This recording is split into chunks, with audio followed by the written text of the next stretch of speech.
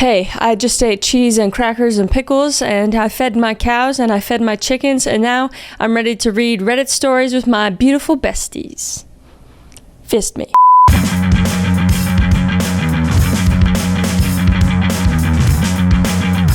First one's a little short one. My 33 male wife, 32 female, handled a disagreement immaturely. How do I get here to respect my feelings? How do I get her to respect my feelings? Maybe by spelling correctly. But we'll see. We are both at fault. Okay, well I feel like you think that. I feel like you're already at fault for saying that, but we'll see. See, I'm a jokester. Okay, yeah, and I do some pranks. It's your fault. I know it already. Sorry, I'll continue. I'll start over. Sorry, one sec. We are both at fault. See, I'm a jokester and I do some pranks. A couple times I did a prank where I pretended to cheat on her. You know, like you do. Now she told me she didn't like those pranks, but I did it one more time and I shouldn't have. Well, at least, okay, you're taking some responsibility. Well, my wife got back at me by doing a cheating prank. God forbid, consequences for your own actions? Oh my God, fire with fire? Who would have thunk? It hurt my feelings. Poor baby.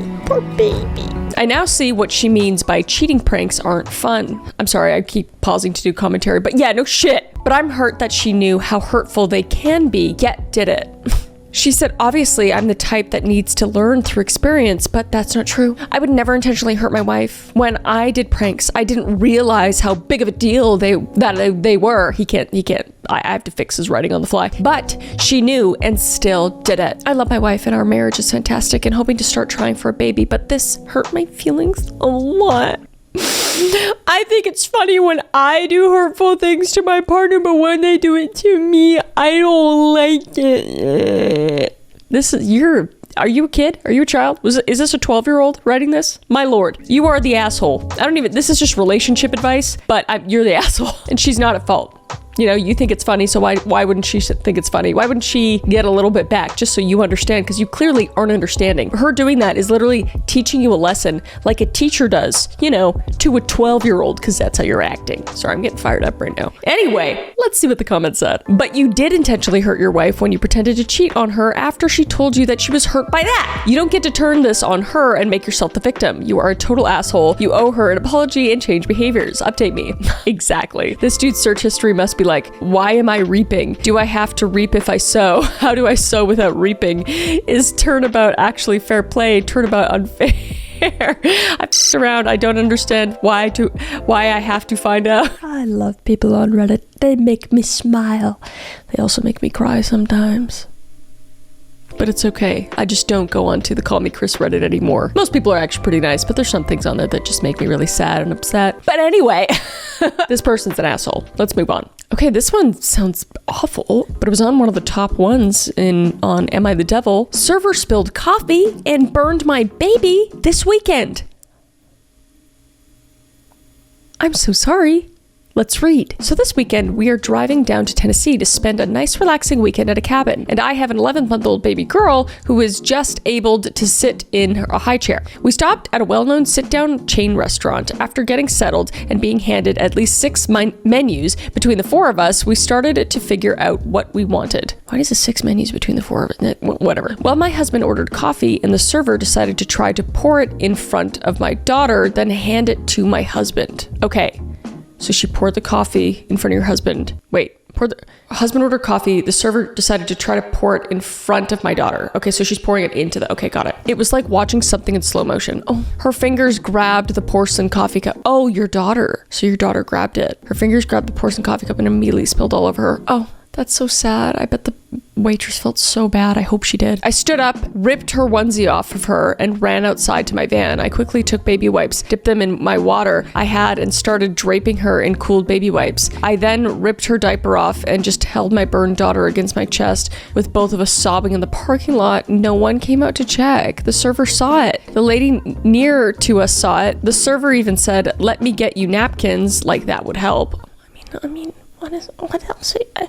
I'm assuming the waiter's probably like young too. They don't know what's going on. I don't know. Eventually my husband came out and said he asked for Neosporin and no one knew what that was. Interesting. Okay. It's like Vaseline, kind of. I just sat inside my van holding my burn baby covered in water-soaked wet wipes. Finally, the manager came out with some lidocaine spray and basically said, sorry. Needless to say, my daughter now has second-degree burns on her wrist and thigh. I think I minimized the damage done because I covered her in antibacterial Vaseline and cold wet wipes for the next several hours. I am now nursing her burns as best I can. I took her to an urgent care a little ways outside of the location where the incident happened. The nurses were awesome at the urgent care. They were so sweet, and with my baby daughter, they wrapped her wrists and thigh with this pink tape, and that made me cry because it was so sweet. The nurses were so caring and understanding. They handled my baby with such care. That's good. I am just heartbroken. I am so careful and diligent with both my kids. I just keep replaying the scenario in my head over and over. I don't know why I'm making this post. I'm just sad and I can't get past it. Edit, server should have taken the extra steps to put cup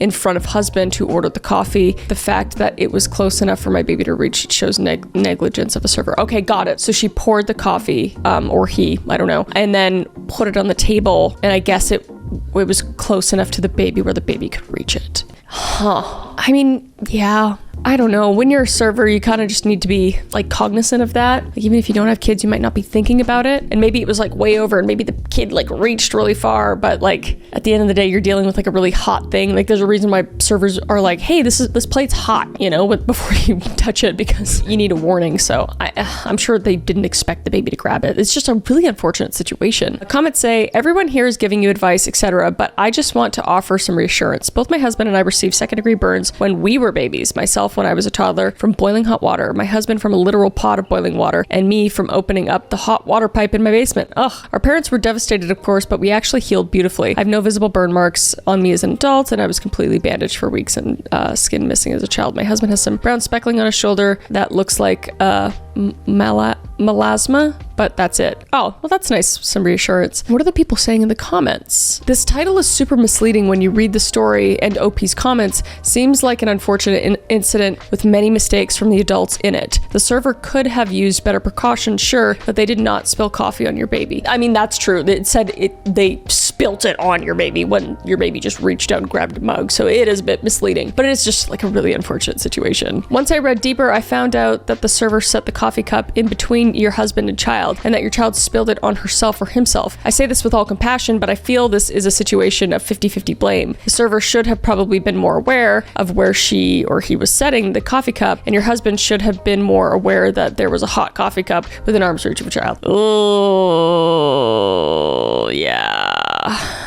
Jeez. It kind of feels weird to even argue about this. It's just like a really unfortunate thing that happened. Yeah, sure. I mean, I'm sure these parents are going to be like on the ball with this stuff now, but unfortunately, sometimes really bad shit needs to happen for people to like click in, you know? So I just feel bad. I'm sorry about your baby. What do people think in the comments? Let me know. Let's move on. Am I the asshole for shutting someone down when they tried to talk to me at the gym? We shall see. So for context, I, female 32, don't talk to anyone at my gym outside of saying hi and bye to people who work there, and having polite etiquette when asking someone if they're using something or saying thank you when they're done. This is partially for efficiency, but mostly because I go to the gym stoned AF and I'm in my zone and I don't want to talk to anyone. Whatever floats your boat, you know? Okay. Last week after my workout, I walked over to the food carts by my gym to pick up tacos. While I was there, some guy, male 40 plus, stopped me and said he went to the same gym. I had never noticed him before, but he insisted on walking with me and talking to me. I was kind of annoyed. Just because you see me on the street with my headphones out doesn't mean it's an invitation to talk to me. I made small talk and tried to be polite, got out as quick as I could. So the other day when I'm at the gym foam rolling with my headphones in, the guy just beelines to me while I'm trying to avoid eye contact and squats down next to me to say hi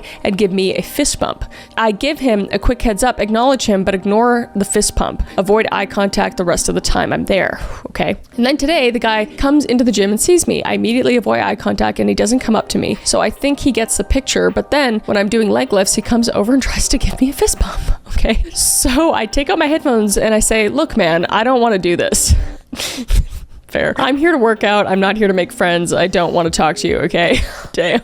I wish I could be this straightforward, but I can't. And he starts to say, I was just saying hi. And I respond with, yeah, I get it. Please don't. And I put my headphones back in and keep working out. I realize anyone who saw this probably thought I was a giant asshole, but I don't think someone's need for connection overrides my need to have a good workout. So am I the asshole? Interesting.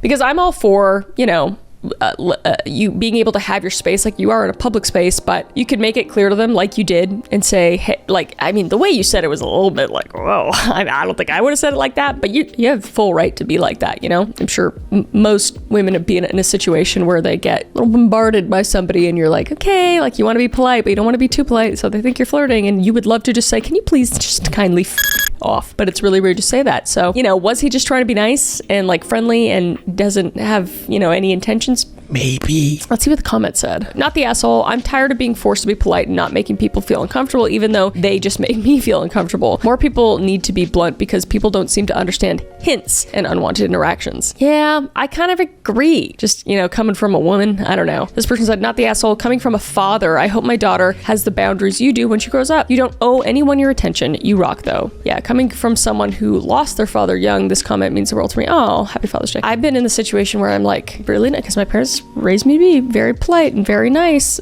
to anyone, especially your elders. And when I was like 17, 18 and working in a tanning salon and other jobs, I was very nice to older people, and that gained me stalkers and just weird interactions, really inappropriate interactions. So it depends on what you've been through in life, but I feel like a lot of more women than we think have been in this situation, you know? So not the asshole. A gym in a public space, yes, but you are not public property. Yeah, the most anyone ever owes someone is a polite nod to acknowledge the eye contact, hello, whatever. You weren't meet and greet. You were at the gym. Unfortunately, some people think being outside of your home means you want to be their friend. Also, like, fist bump seems so innocent, but it's like that you're making contact with that person. A lot of people are uncomfortable with that, you know? So you can't assume that of people. You can be nice still, but you can just be like, hey, I'm not really in the mood to talk. I really just come here to work out, you know? So I think you're good. I don't think you're the asshole. What do you guys think though? Let me know down below. Let's move on. Am I the asshole for not wanting to give up video games for my girlfriend?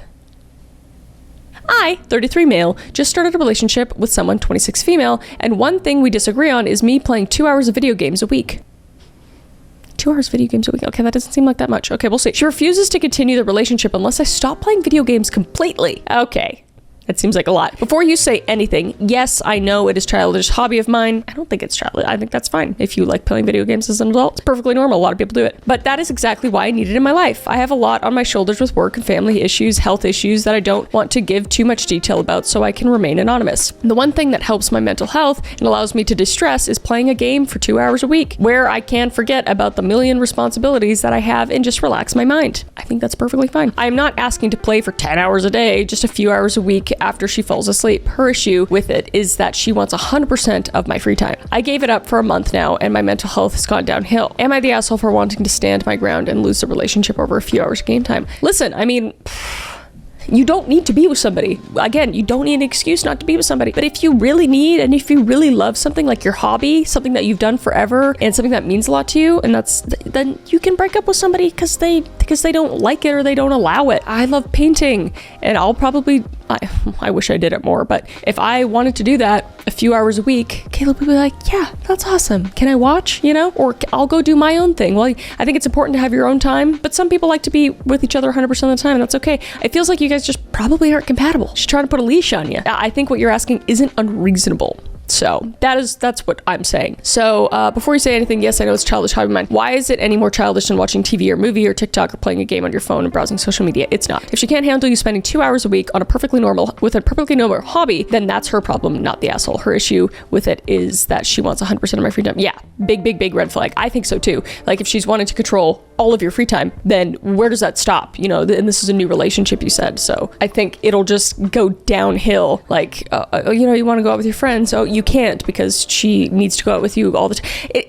There's just red flags here. And there's probably somebody that will want to spend 100% of the time with her. And there'll be somebody for you where maybe they love to play video games too. Maybe they'll play with you, or maybe they'll go play their own game or do something else, you know? So there's so many people out there. You don't need to deal with this stuff, okay? Especially if you like it and it helps with your mental health. I'm all about that. So move on. You're going to be all right. Let me know down below. Let's move on. Ooh, okay. Oh, this one might be rough. My girlfriend and I never have sex, and it's been almost 5 years. Am I the asshole? I don't know. We'll see. Yes, I mean never. Me, 27 male, and my girlfriend, 26 female, have been together for almost 5 years. When the relationship started, I assumed she was being flirty and building the temptation. We were having so much fun going on dates, and I was just excited for the time to come, and it still hasn't come. I've tried to talk to her, and I brought this up hundreds of times. Every time I gently start the conversation, she starts crying, and so she feels guilty, and she gets angry at me for always bringing it up. At the start, she said she has vaginismus. She has seen a specialist about this once because I asked her to, and has the tools for exercises that they use to fix it. It's like, is it like a spasming of that? I'm gonna look this up, and it might be bad. Sorry, I was just gonna look this up real quick. Paste. Hopefully it doesn't show me pictures. I don't want to see pictures. I showed pictures. Okay. Is when the vagina suddenly tightens up when you try to insert something into it. Okay, yeah, I was thinking of it. It was like spasming. Okay, I already knew. Who knew? Okay, that's an issue. They've been sitting in her bedside drawer ever since. Okay, so like the things that you can do exercises with. I'm not blaming her for having the condition. I am sure that it is a horrible experience, but sitting here for 5 years waiting doesn't feel fair. The last time I brought it up, she said she had never had the drive to have sex and is not something she ever wanted, but it's something that I want. I don't even need to read anymore. You guys don't want the same things. Break up. Like, I know it's gonna be like, I waited for 5 years. I feel like I should. It sounds like she just doesn't want to ever do it, and she's not comfortable doing it, and you would like to do it. Not compatible. Like, good for you for, like, I mean, I'm sure she's really nice and everything. Like, if you can't give that up, then I don't know if you guys can be together, you know? I'm sure you're both really wonderful people, but I'll keep reading. I've asked her to go to the doctor to get her hormone levels checked, which she did. She went off of her birth control about 3 months ago, and absolutely nothing has changed. This makes it hard for me, though, because it seems like she's starting to put in some kind of effort. Oh, okay. She's beautiful and smart, and she has a good job. We live together, and her family loves me. We do everything together. I miss her when she's not around. Yeah, that makes it hard. I just don't know if I could live like this. I've already spent 5 years of my 20s in a sexless relationship and have been hoping that she would have some sort of awakening and breakthrough and become a sexual person. Okay, well, you cannot expect that of somebody, especially in their 20s when, like, that's like peak, you know? Not that it can't change, but you can't change somebody. You can't change hormone levels and the condition she has and everything. And it sounds like she's trying to make a difference, but I don't know. I feel like it's just gonna have to be a really long conversation and a hard one. She has recently been bringing up engagements, feeling annoyed that her friends who have been together for less time than us are getting engaged and haven't asked her. Oh, this is tough. I can't see myself proposing or trapping myself in a life where I never have sex again. Am I the asshole for building resentment towards her and expecting her to change after all this time? What do I do? Listen, I'm not going to fault you for hanging around because you love someone. It sounds like you really do love this person. You love this person, but you're hoping they turn into a different person. And you can't get into a relationship and hope they're going to change. Yes, you probably should have gotten out of this earlier, but I know it's hard when you're in your early 20s. Like, I was in a relationship where I probably should have gotten out of it earlier, and it was in my early 20s, and we were together for like 6 years or whatever. But not they're a bad person. It's just like there's like this trapped feeling or something, or it's like, oh, like it's already been this amount of time. I shouldn't leave. Like, I've wasted my time. No, it's not a waste of time. It is a learned experience. So now you know in the next relationship what is important to you. Let's see what the comments said. Yeah, this sounds dead in the water. OP, you're too young for this. I agree. You are sexually incompatible, and there's nothing wrong with that, but it's unfair to keep each other in a relationship if you aren't compatible. Yeah, and it's not fair to her either, because she's wanting all these things, and you're like, you know, you're kind of teasing her along when you, in your head, yeah, you have given up. You're like, it's probably never going to happen. So I think you owe it to her and to yourself, especially, to break up. I know that's really hard to hear, and you're probably not even listening, but I'm just saying that. Sounds like she's asexual, which would definitely make them incompatible. Nothing wrong with leaving a relationship for any reason, but incompatibility is a great one. I agree. Yeah, it's okay. It's tough though. That's tough. And maybe you guys can still be really good friends. You know, that's a really long time, or not. You know, being friends with exes is pretty hard, and not for the weak. But I don't know. Yeah, you'll be all right, buddy. You'll be all right. There's somebody out there for you. Let's read one more. Okay, maybe this is a lighter one, and it's short. Am I the asshole for eating all the bread? Immediately, no, but we'll see.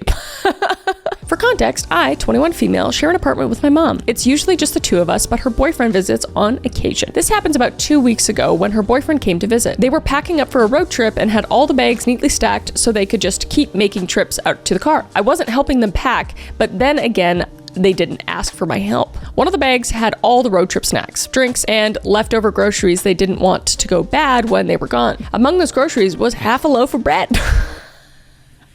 Loaf of bread. I've been there. When they stepped out for one of the trips, I snatched the loaf of bread and scarfed down the whole thing before they came back. I hid the evidence behind the bar stool. They didn't notice at first, but found out when they found the wrapper. My mom just laughed it off and made a few backhanded comments before they left. I stayed with a friend while they were gone, but since they've been back, they haven't bought any more bread and refused to get any, so I can't eat it. I'm not sure what I did wrong. So Reddit, I'm an asshole. Okay. So they packed the bread for their trip. I'm assuming for sandwiches. Yeah, the loaf of bread.